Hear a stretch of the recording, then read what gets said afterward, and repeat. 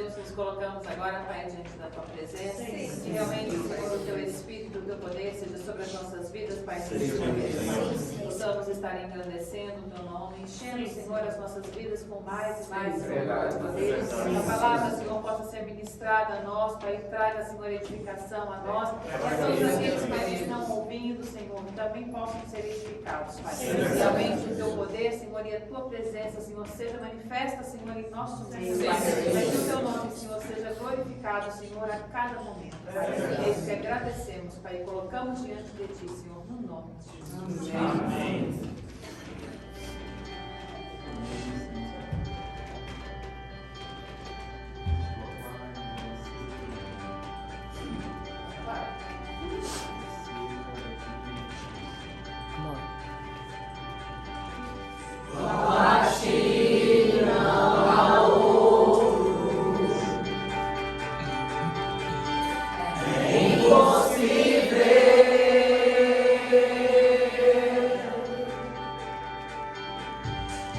Onde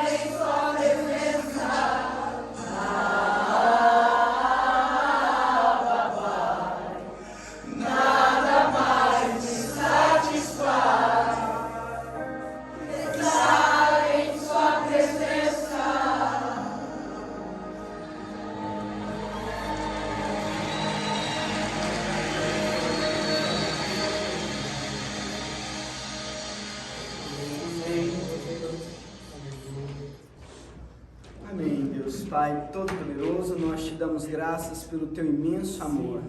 Ó Abba, Pai, não há lugar melhor do que em Tua presença, meu Deus, diante de Ti, Senhor, aos pés da cruz de Cristo, pelo qual se entregou por nós e trouxe a salvação às nossas vidas. Deus, nós entregamos a Ti esse louvor como holocausto vivo, Senhor, diante do Teu altar. Tenho chegado a Ti, meu Pai, com um canto alegre, meu Pai, que possa estar engrandecendo o Teu nome, Senhor.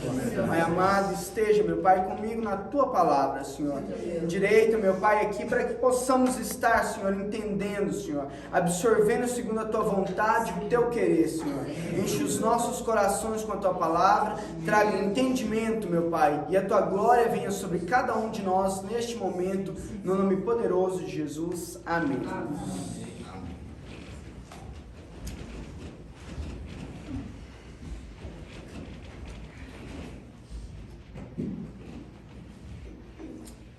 Boa noite. Boa noite. Minha família?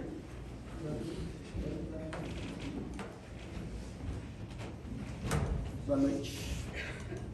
Boa noite. Só preta. Vamos ouvir uma história hoje, que para mim ela é muito linda.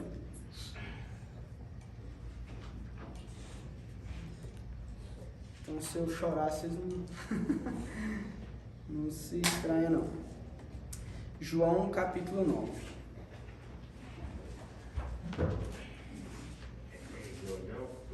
João? É, Joãozão. Sendo ele no mesmo. Sim. No mesmo João. Capítulo? 9. Só dando um pouco de contexto a isso daqui, né? Apesar de que a história não precisa muito de um contexto. Como a última pregação que eu falei aqui, Jesus tinha saído daquela discussão com os fariseus e os saduceus, onde eles falaram que ele era filho de prostituta, que ele era novo demais para ter visto Abraão, né? Então eles pegaram pedras para poder apedrejar ele e ele saiu de fininho dali. E ao passar, João 9, Jesus viu um cego de nascença. Seus discípulos lhe perguntaram: Mestre, quem pecou, este homem ou seus pais, para que ele nascesse cego? Disse Jesus: Nem ele, nem seus pais pecaram, mas isto aconteceu para que a obra de Deus se manifestasse na vida dele. Enquanto é dia, precisamos realizar a obra daquele que me enviou. A noite se aproxima, quando ninguém pode trabalhar. Enquanto estou no mundo, sou a luz do mundo. Tendo dito isso, cuspiu no chão, misturou terra com saliva e aplicou-a aos olhos do homem. Então lhe disse: Vá lavar-se no tanque de Siloé, que significa enviado. O homem foi, lavou-se e voltou vendo. Seus vizinhos e os que anteriormente o tinham visto mendigando perguntaram: Não é este o mesmo homem que costumava ficar sentado mendigando? Alguns afirmavam que era ele, outros diziam: Não, apenas se parece com ele. Mas ele próprio insistia: Sou eu mesmo. Então, como foram abertos seus olhos? Interrogaram-no eles. Ele respondeu: O homem chamado Jesus misturou terra com saliva, colocou-a nos meus olhos e me disse que fosse lavar-me em Siloé. Fui, lavei-me e agora vejo. Eles lhe perguntaram: Onde está esse homem? Não sei, disse ele. Levaram os fariseus o homem que fora cego. Era sábado, o dia em que Jesus havia misturado terra com saliva e aberto os olhos daquele homem. Então os fariseus também lhe perguntaram como ele recuperara a vista. O homem respondeu: Ele colocou uma mistura de terra e saliva em meus olhos. Eu me lavei e agora vejo. Alguns dos fariseus disseram: Esse homem não é de Deus, pois não guarda o sábado. Mas outros perguntavam: Como pode um pecador fazer tais sinais milagrosos? E houve divisão entre eles. Tornaram, pois, a perguntar ao cego: O que diz você a respeito dele? Foram os seus olhos que ele abriu? O homem respondeu: Ele é um profeta. Os judeus não acreditaram que ele fora cego e havia sido curado enquanto não mandaram buscar os seus pais. Então perguntaram: é esse seu filho, o qual vocês dizem que nasceu cego? Como ele pode ver agora? Responderam os pais: sabemos que ele é nosso filho e que nasceu cego, mas não sabemos como ele pode ver agora ou quem lhe abriu os olhos. Perguntem a ele, idade ele tem, falará por si mesmo. Seus pais disseram isso porque tinham medo dos judeus, pois estes já haviam decidido que se alguém confessasse que Jesus era o Cristo, seria expulso da sinagoga. Foi por isso que seus pais disseram: idade ele tem, pergunte a ele. Pela segunda vez, chamaram um homem que fora cego e lhe disseram: para a glória de Deus, diga a verdade. Sabemos que este homem é pecador. Ele respondeu: não sei se ele é pecador ou não. Uma coisa eu sei, eu era cego e agora vejo. Então lhe perguntaram: o que lhe fez ele? Como lhe abriu os olhos? E ele respondeu: eu já lhes disse e vocês não me deram ouvidos. Por que querem ouvir outra vez? Acaso vocês também querem ser discípulos dele? Então o insultaram e disseram: discípulo dele é você. Nós somos discípulos de Moisés. Sabemos que Deus falou a Moisés, mas quanto a esse, nem sabemos de onde ele vem. O homem respondeu: ora, isso é extraordinário. Vocês não sabem de onde ele vem, contudo, ele me abriu os olhos. Sabemos que Deus não ouve pecadores, mas ouve um homem que o teme e pratica sua vontade. Ninguém jamais ouviu que os olhos de um cego de nascença tivessem sido abertos. Se esse homem não fosse de Deus, não poderia fazer coisa alguma. Diante disso, eles responderam: você nasceu cheio de pecado? Como tem ousadia de nos ensinar? E o expulsaram. Jesus ouviu que o haviam expulsado e, ao encontrá-lo, disse: você crê no Filho do Homem? Perguntou o homem: quem é ele, Senhor, para que eu nele creia? E disse Jesus: você já o tenho visto. É aquele que está falando com você. Então o homem disse: Senhor, eu creio. E o adorou. Disse Jesus: eu vim a este mundo para julgamento, a fim de que os cegos vejam e os que veem se tornem cegos. Alguns fariseus que estavam com ele ouviram-no dizer isso e perguntaram: acaso nós também somos cegos? Disse Jesus: se vocês fossem cegos, não seriam culpados de pecado. Mas agora que dizem que podem ver, a culpa de vocês permanece.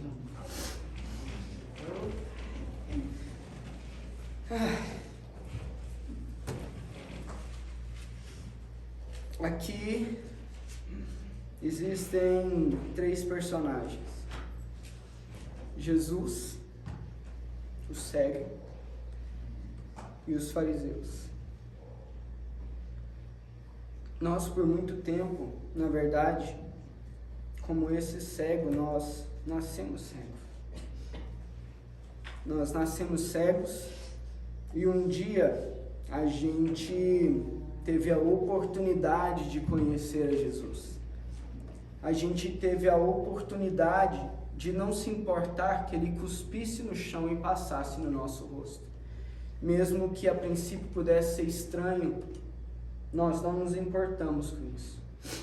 Nós recebemos o cuspe, recebemos o lodo e nós abrimos os olhos para a verdade. E a verdade nos libertou.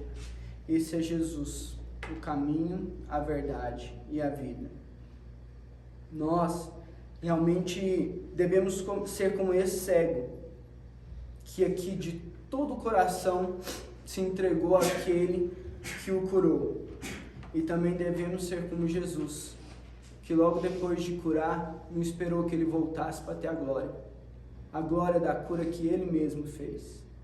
Muitas vezes nós somos usados por Deus, nós recebemos o Espírito Santo de Deus e não sabemos se estamos sendo usados. Alguns não sabem, né? Se estão sendo usados ou se estão só como uma mula de Balaão, sendo levando o profeta nas costas, porque ele não está enxergando o caminho que deveria realmente andar. E a gente vê que quando passamos a ser o cego e de repente fomos curados, nós devemos ser como Jesus, que andou na luz, andou de noite e de dia e era luz. A palavra de Deus diz que nós somos a luz do mundo também. Assim como Jesus disse: enquanto é dia, precisamos realizar a obra daquele que me enviou. A noite se aproxima, quando ninguém pode trabalhar. Enquanto estou no mundo, sou a luz do mundo. E enquanto ele não está mais aqui, quem é a luz do mundo? Quem deve ser a luz do mundo? Nós. Veja a palavra de Filipenses 2, 14 ao 15. O que Paulo diz aos Filipenses. Essa é a vida que nós devemos tomar. 2, do 14 ao 15. Façam tudo sem queixas, nem discussões, para que venham a tornar-se puros, irrepreensíveis, filhos de Deus inculpáveis no meio de uma geração corrompida e depravada, no qual vocês brilham como estrelas no universo, retendo firmemente a palavra da vida. Muitos deixaram de ser cegos, porém, é como a parábola da semente que cai na terra. Eles deixaram de ser cegos e o mundo, as riquezas, as vãs sutilezas, as bobeiras, tirou ele tão facilmente do mundo. E a gente vê como um exemplo desse cego, que logo depois que ele veio a enxergar novamente, ele simplesmente não deixou as convicções dele. Ele não deixou de crer naquele que ele nem viu. Ele sentiu o que foi feito, sabia o nome dele e nem o viu. Ele creu. Ele creu sem ver. Mesmo que ele estivesse ali. Hoje muitos querem ver muitas coisas. Se Deus fizer isso na minha vida, eu vou entregar a minha vida totalmente a Ele. Se Deus curar o meu pai que está na UTI, eu vou seguir a Deus firmemente. Mas não é isso que Deus quer. Não é isso que Deus tem pedido. Deus já tirou a escama dos seus olhos. Você deveria ser como esse cego. Todos um dia fomos cegos de nascença. E daí, ele com toda a convicção dele afirma: ele me salvou e eu sei que pecadores não fazem isso. Ele creu. Ele creu ao ponto de ir contra a própria família. Eles não afirmaram nada, mas ele continuou afirmando, mesmo em meio a todo risco, mesmo em meio a toda opressão. Precisamos aprender a ser fortes, a não ser covardes, a enfrentar quem está ao nosso redor, a não ter medo dos nossos familiares, a não ter medo dos nossos amigos, de entregar verdadeiramente nossa fé, ter coragem de dizer que é cristão, fazer o que é certo, indiferente de quem está ao seu lado. Ele não ligou, porque as maiores autoridades daquela época estavam ao redor dele dizendo: quem que te curou? E perguntaram ao ponto dele perder a paciência. Eu já disse, vocês também querem ser discípulos dele?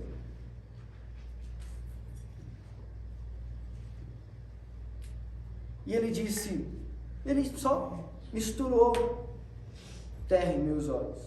Ele cuspiu no chão, misturou, e agora vejo. Nós fomos salvos. E a salvação é como se Jesus nos colocasse em um barco e a gente estivesse navegando para a vida eterna. Navegando para a vida eterna. E muitos acham que uma vez salvo, sempre salvo. E não é bem assim. Porque quando o mar fica revolto, alguns caem dentro da água de novo. Aí Jesus tem que ir lá, enfiar a mão dentro da água e te colocar no barco de novo. Infelizmente, os cristãos eles não estão tendo tanta responsabilidade quanto devia. Um mendigo está tendo maior responsabilidade do que muitos que têm riquezas. Fomos lavados. Jesus também nos lavou. Em 1 Coríntios 6, do 10 ao 11, Paulo reflete isso. Olha o que não devemos fazer e o que Deus fez conosco. Nós também fomos lavados, nós também deixamos de ser cegos. Deixamos de ser cegos, porém muitos ainda têm continuado nisso daqui, 10 ao 11. 9, né? Do 9, né? Vocês não sabem que os perversos não herdarão o reino de Deus? Não se deixem enganar, nem imorais, nem idólatras, nem adúlteros, nem homossexuais passivos ou ativos, nem ladrões, nem avarentos, nem alcoólatras, nem caluniadores, nem trapaceiros herdarão o reino de Deus. Assim foram alguns de vocês. Ele está falando, antes vocês foram assim. E de certa forma está tudo bem, é isso que ele diz em Romanos. Está tudo bem, agora da forma que você foi, seja da mesma forma para Cristo. E aí ele continua, mas vocês foram lavados, foram santificados, foram justificados no nome do Senhor Jesus Cristo e no Espírito de nosso Deus. Esses cegos somos nós. Esses cegos somos nós. Ele cuspiu e ele falou, vá se lavar no tanque do enviado. Eu te enviei até lá. Lave-se. Éramos nós. Né? Éramos nós. Éramos, graças a Deus.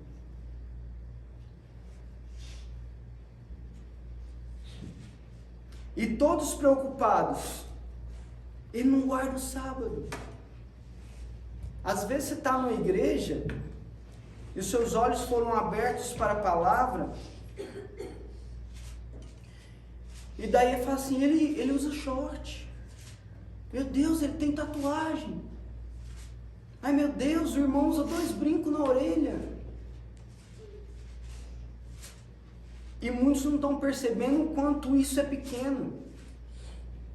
Enquanto filhos e filhas estão se prostituindo, enquanto a sua filha de 16 anos está morando com um cara. As pessoas não percebem isso, está olhando o irmão que está do lado e fala assim, meu Deus, o irmão usa tatuagem, meu Deus, o irmão bebe. Aí está olhando a trave no olho do próximo e não vê o travessão que tem na dela. E não percebe que é isso que deveríamos ser, deveríamos deixar tudo isso de lado.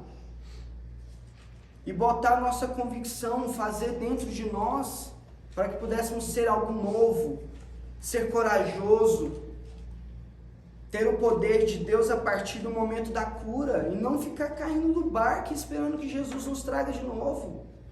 Não fomos chamados para ser meninos, não fomos chamados para beber leite, mas comida, alimento sólido. Fomos chamados para ser fortes, para enxergar. E assim como foi dito para Paulo, Jesus apareceu a Ananias e falou assim, Ananias, vá na rua direita, tem um homem lá que chama Saulo, ele veio de Tarso, ele teve uma visão com você impondo as mãos e os olhos dele caíam em escama e ele voltava a enxergar. Mas muitos estão se fazendo de fariseus. E muitas vezes fazendo as perguntas que Ananias fez. Mas Senhor, você não ficou sabendo o que esse Paulo fez? Ele está arrastando o pessoal para a cadeia, fazendo alguns outros sofrer, batendo em uns, vendo outros morrer. E Jesus fala, vai, porque ele vai sofrer muito pelo meu nome. Convicção. Ananias ouviu Jesus, foi lá, Paulo, no nome de Jesus, volta a enxergar. Mas muitos querem continuar cegos. Infelizmente, eu estava vendo um vídeo que eu achei que era cristão e o pastor falou que se o pastor não... infelizmente era em relação à tatuagem, sabe? O pastor falando que não é certo, ele não concorda, mas o outro pastor que a libera, tá tudo bem. Porque afinal de contas não é culpa sua se o pastor não fala. Mas a sua vida vai ser cobrada dele e para você tá tudo bem. Isso é mentira, gente. Erreis por não conhecer a palavra de Deus e nem o seu poder. Erreis não conhecendo as escrituras e nem o poder de Deus. Cada um vai pagar por aquilo que faz. Não caia nessa. Não ache que se alguém não pregou a palavra para você, e a palavra é livre para cada um, para que leia e entenda, e é isso que a palavra diz, aquele que lê e entenda, vai sair ileso se ninguém te falou. Lucas fala que aquele que fez pouca coisa e mereceu poucos açoites, vai levar açoite. Porém, aquele que sabia e fez, vai ser açoitado mais ainda. Não devemos querer continuar a ser cegos. Se Deus abriu os seus olhos, lute. Não interessa quem está ao seu redor. Seja forte, corajoso, indiferente se a tua mãe, a tua avó, o teu cunhado, seja lá o seu patrão, te induz a mentir, a fazer o que é errado. Tem que trazer honra àquele que te alistou. É como Pedro diz, que você tem que estar sempre disposto a falar sobre aquilo que te salvou. Vamos entrar em 1 Pedro 1,13 para não ficar muito... Mesmo que você tenha medo, mesmo que você esteja assustado, ou seja lá o que for o seu caso, estar do lado de Deus sempre é a melhor opção. 1 Pedro 1, capítulo 1, 1 Pedro 1 já é 13, versículo 13. Portanto, estejam com a mente preparadas, prontos para agir. Estejam alertas e coloquem toda a esperança na graça que lhes será dada quando Jesus Cristo for revelado. Como filhos obedientes, não se deixem amoldar pelos maus desejos de outrora, quando viviam na ignorância. Mas assim como é santo aquele que os chamou, sejam santos vocês também em tudo o que fizerem, pois está escrito: sejam santos porque eu sou santo.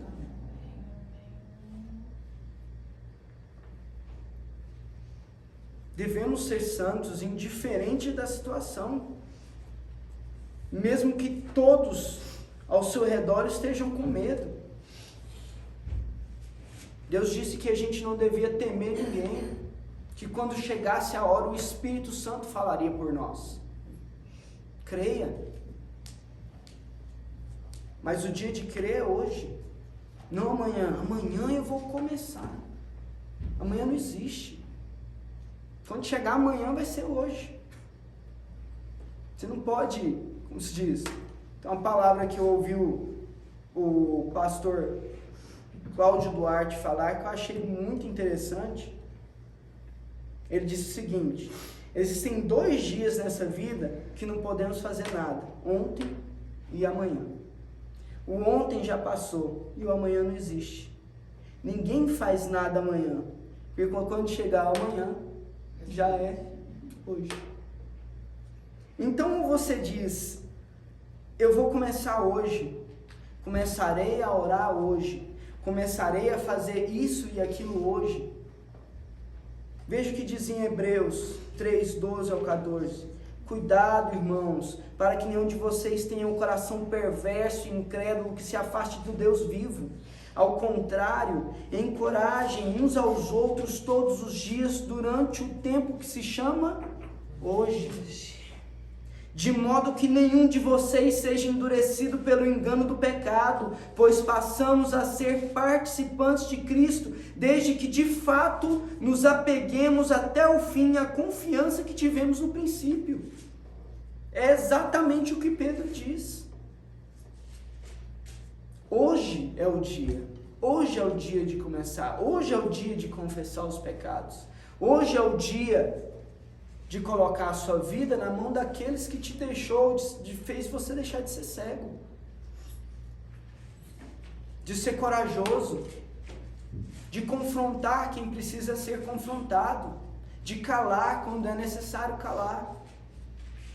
De ouvir a voz do Espírito Santo.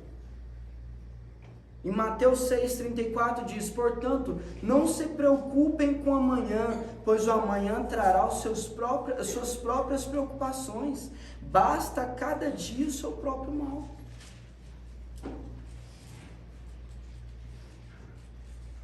É necessário ser mudado o interior e o exterior. Porque exteriormente, você pode ter uma Bíblia na mão, um terno muito bonito, uma gravatinha muito bonitinha. Mas se interiormente você não for limpo, adornado, você não vai ser atendido por aquele pelo qual cada um de nós desejamos ser atendidos no futuro. Na nossa ida até Cristo. Você vai, mas infelizmente há uma separação entre o joio e o trigo. Jesus está falando sobre isso o tempo todo. O trigo e o joio vai ser separado. Vamos separar o bode da ovelha. Vamos separar isso daquilo. Estamos sendo separados hoje. Em todo o mundo. Somos separados. Jesus não vai chegar amanhã. Infelizmente, Jesus está chegando hoje para muitos. Seja pelo Covid, ou seja por morte, ou seja lá pelo que for. Ou até mesmo para aqueles que morrem na glória. De velhice, na santidade em Deus. Mas amanhã não é o dia para se pensar nisso. Hoje é o dia de se pensar nisso. Hoje é o dia de colocar todo o seu ser para Deus. O que está te fazendo ser apegado a este mundo? O que está evitando que você se transforme pela renovação do seu entendimento? É o que Pedro disse: não se apegue aos seus pecados de outrora. Há um Deus que diz que quando você confessa todos eles, Ele joga eles no mar do esquecimento. Por mais que cada um colhe o que planta. Então, infelizmente, se você pecou de um jeito ou de outro, a gente acaba pagando por ele. Então, eu acho que é isso. Eu só espero, e infelizmente também há um terceiro personagem, que é o fariseu, que está ali, olhando aqueles que mudaram e falaram: não, isso aí vai durar pouco. Esse primeiro amor aí, já passei também. Não, esse daí não é de Deus não. Irmão, isso aí roubava. Você acha que isso aí tem mudança? Analisa. De qual lado que você está? Você é religioso? Aquele que se diz religioso e não refreia a tua língua, a religião desse é vã. É isso que a palavra diz. Eu não sei nesse momento onde está, mas vou colocar aqui quando o vídeo for para o YouTube. Não seja religioso. Não veja as pessoas por usos e costumes humanos. É como o Senhor Jesus disse: vocês lavam o copo, lavam o exterior e o interior do copo, mas esquecem de lavar a vocês mesmos. Parafraseando o que Jesus estava falando. Temos que... Tiago 1,26. Tiago 1,26, né? sobre a religião. Amém. Amém? Acho que é isso para hoje. Acabando o tempo. Acho que já acabou, né? Então, amém. Deus de toda glória e poder, nós agradecemos e engrandecemos o Teu nome porque temos total consciência que um dia fomos cegos, meu Deus. Andamos cegos neste mundo, Senhor, até que um dia o Senhor nos alcançou. Entregamos, meu Deus, as nossas vidas mais e mais diante de Ti, Senhor. Oh, Pai amado, nós o agradecemos, meu Deus, porque o Senhor foi maravilhoso e tem sido cada vez mais, cada dia mais maravilhoso conosco, Senhor. Tem nos trazido cura, maravilhas, meu Pai. Temos visto o quanto o Senhor é bom conosco, meu Pai. Que essa palavra possa ter abençoado aqueles que nos ouvem, meu Pai, pois abençoou o nosso coração, Senhor. Nós possamos estar contigo, Senhor, assim como o Senhor possa estar conosco durante toda essa semana. Nos abençoe e nos guarda, Senhor. Guarda aqueles que nos assistem, meu Pai. Livra-os de todo mal e traz conhecimento da Tua glória e Teu imenso poder, Senhor. Nós te agradecemos por este momento, Senhor, no nome poderoso de Jesus. Amém.